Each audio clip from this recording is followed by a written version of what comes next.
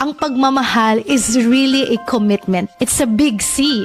Love is not about feelings. Love is not about the challenges that you face. Love is not about pag nag-away kayo, maghihiwalay na kayo. Pag hindi kayo nagkaintindihan, maghihiwalay na kayo. Even if there is cheating, maghihiwalay na ba agad? It's not always hiwalayan. Hindi laging hiwalayan ang sagot. Our commitment. Ano ba yung commitment natin sa taong to? Ako naniniwala na 99.9% ng mga relasyon dumadating sa stage that you fall out of love. Yun bang parang feeling mo wala na yung dating spark, parang wala na yung dating kilig, parang hindi na dati yung lambingan ninyo, parang hindi na dati yung usapan ninyo, lalo pa kapag marami na kayong anak at marami na kayong pagsubok, nagkaroon kayo ng financial crisis and so many challenges in life. Ang dami talagang nagbabago.